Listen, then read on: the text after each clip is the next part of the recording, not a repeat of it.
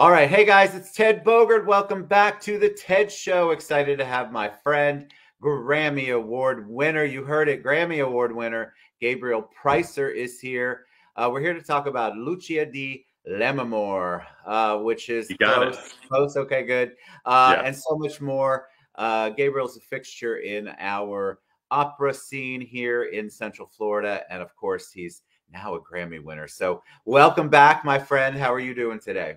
I'm doing great, Ted. Great to see you. Thank you for having me. Always love coming on. Always. Like the last time I saw you perform, it was at our Board of Governors dinner at the Citrus Club. Oh that my was God, a blast. that was absolutely amazing.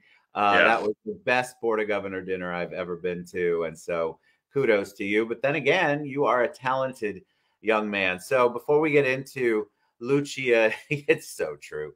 Our Lucia story. Tell them a little bit about you. Well, I grew up here, born and raised in Apopka, Florida.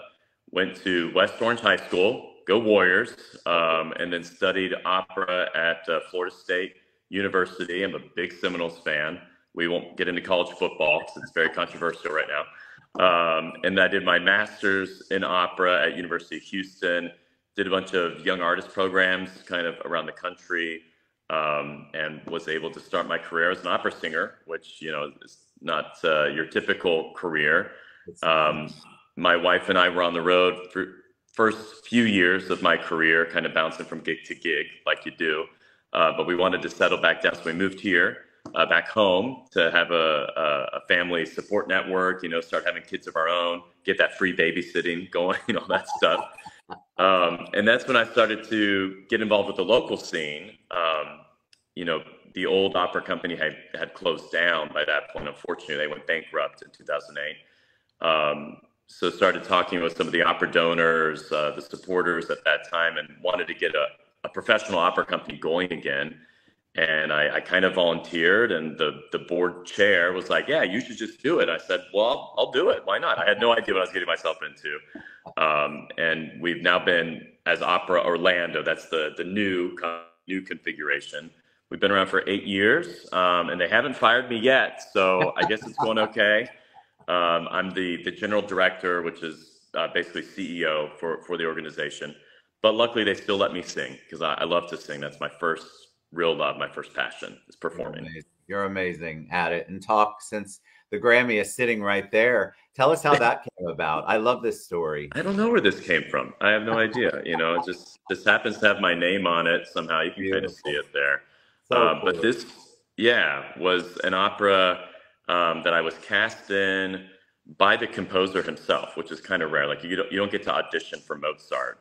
But this was a new opera, Fantastic Mr. Fox by Tobias Picker. I went to his apartment in New York City, auditioned for him, and luckily he thought I was good enough to do it. We did the opera on stage, and then rarely do you actually record, like in the recording studio. You know, mostly our work is just on the stage and you're done. But he's like, we have this deal with Boston Modern Orchestra Project, BMOP is their name. And we want to record Fantastic Mr. Fox. I was like, oh, that's cool. I've never sung into a microphone before. No, I'm teasing, but you know, you don't really do recording studio stuff that often as an opera singer. So we recorded it all the way back in 2016. It took them a long time to finish it, engineer it, and all that stuff. And they submitted it for the Grammys, which I had no idea they were even going to do that. I remember getting a Facebook message from a friend like, dude, you're nominated for a Grammy. I'm like, wow. For what? I was like, for what? They said, Fantastic Mr. Fox. I was like, oh my gosh, that was 3 years ago. I barely remember doing that. And I play the bad guy. If you know the book, it's based on the Roald Dahl children's book. Yes. And I played the bad guy, Farmer Bean. Very fun role, very fun role. And sure enough, we won the Grammy.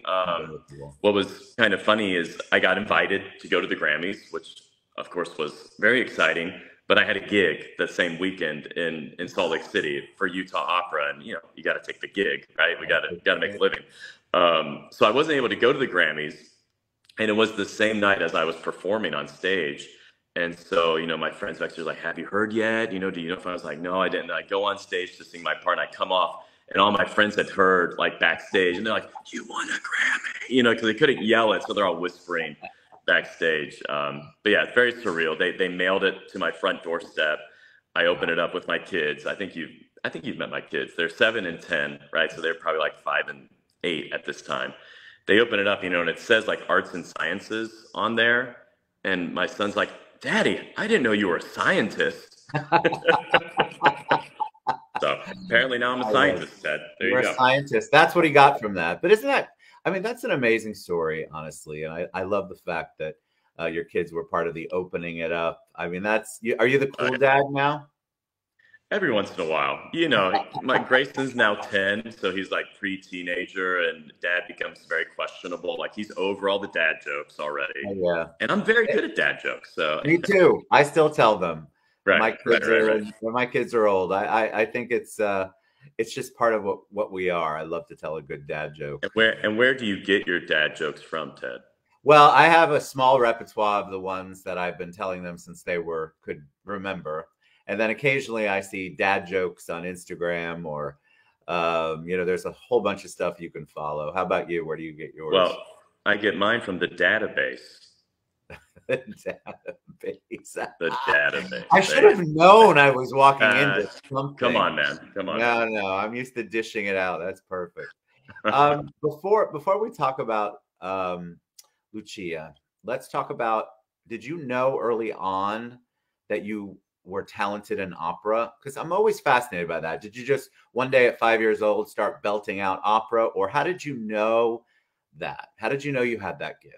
Yeah, it's a great question. I wasn't introduced to opera per se. You know, it wasn't like played in my house on a regular basis. I know some people grow up with it, but you know, it wasn't pervasive at a young age. I do remember going to the young people's concerts that the Orlando Philharmonic still does. They've done for many years. This was back in the days of Bob Carr Theater. So I remember going to that concert in elementary school and seeing the ballet dancers, hearing the opera singers, hearing the symphony, and being like, oh, this is cool. But I had no idea what it was, right? It was just, oh, that's cool. And then you go back to singing in your elementary school choir and your middle school shows. So for me, it was more about, I sang in church all the time, you know, sang the hymns in church, sang in the school shows. We had a great music program at Dream Lake Elementary School in Apopka. We had a calypso band. I played the steel drums. And so I grew up around music, but not necessarily around opera per se, right? Middle school, we did musicals that were very well put together, did like all-state choir, you know, solo and ensemble competition. That was all very, very fun. Then high school came around, you know, I was Tevye and Fiddler on the Roof, Rin and Footloose. I just talked about being in Fiddler. So in high school, I did roles like Tevye and Fiddler on the Roof, Rin and Footloose.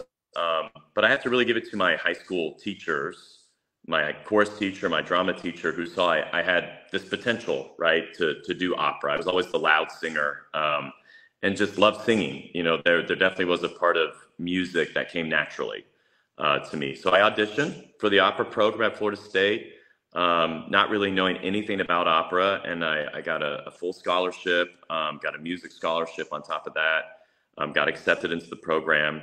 And the first opera I did was Der Vampir, this German romantic opera, The Vampire, right? It's like Twilight, the opera. And I just fell in love with it. You know, there's the challenge of learning a foreign language. There's the grandiosity of having big sets, big costumes, big orchestra. You have to learn a technique to project your voice without using a microphone, you know, project it over the orchestra in a large hall. So I just fell in love with it, and I've been stuck ever since. I love it. I love when somebody can follow their passion like that, and that you realized, hey, this is a passion and can make a living at it, which is what a lot of people are challenged by. It took a while, but yeah, you can do it. You got to stick with it for sure. The arts. I wish we were better as a whole to support the arts. Yeah. All right, so talk about Lucia. Talk about who you play, and then Gabriel's gonna sing a little bit for us too as we go off. To tell them a little bit about the play itself. So this is part of our All for Art season. You can see my banner behind us, and Lucia di Lammermoor. You can see kind of the image there a little bit. We got a great cast for it. Let's see, which way do I go? This way. Oh, there we go. There's our cast. Love it. So I play the role of Enrico, and I'm Lucia's brother, who is forcing her into a marriage that she does not want. And she's only like 16, 17. So this is originally a Sir Walter Scott romantic, kind of gothic romantic novel set in Scotland that Donizetti, an Italian composer, made into an opera. And what's interesting, you think like, well, Scotland for Italians was very exotic, right? So it was very well received. It was very well received. It is kind of odd to have like these supposed Scotsmen singing in Italian, but you know, who cares? Who cares? I love that though. That's character. And what else is interesting is it's supposedly based on a true story. So what happens is he forces her into a marriage, not realizing that she's in love with the tenor, who is in the rival family, right, in the other family. And he wants her to marry this other guy for political reasons, you know, very, very kind of Game of Thrones-esque, but we'll get back to that. Yes, we'll get back to that. Yeah. So she's forced into the marriage, not happy, kind of loses it, kills the husband that she is forced to marry on their wedding bed, comes down in her wedding dress covered in blood, you know, so it's this big, epic, mad scene, which was actually, if you remember the opera Alien and Fifth Element, the music that she sings, that is Lucia's mad scene that she's singing. So, who knew opera is pervasive in the mainstream? Who knew, right? I love it. And then proceeds to kill herself, and then her original boyfriend also kills himself. So it's very dramatic. That is tragic. But that's opera, which I love. That's opera. And it was kind of like, well, we could set it traditionally in Scotland, you know, like been there, done that. But how do we make opera more accessible, more exciting for a modern day audience? And it's like, wow, this story is very much like Winterfell, Westeros, you know, the Stark family of Game of Thrones. Like this really kind of fit into that. So we do have a Game of Thrones concept.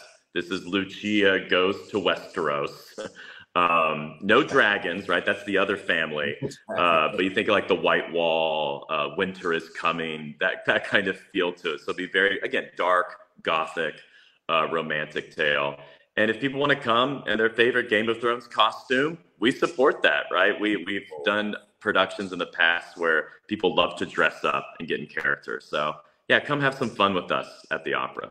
I love it. All right. So I would love for you to sing a little bit, and I'm going to take myself off. Okay. And so tell them a little bit, set up the scene or whatever you're going to sing, because I think that's very sure. Cool.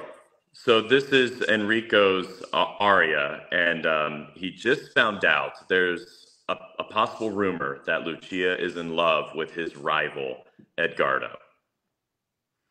Cruda funesta mania, che mai speriato in petto, è troppo orribile questo fatal sospetto, mi fa gelare fremere, solleva in fronte o crin, mi fa gelare fremere, solleva in fronte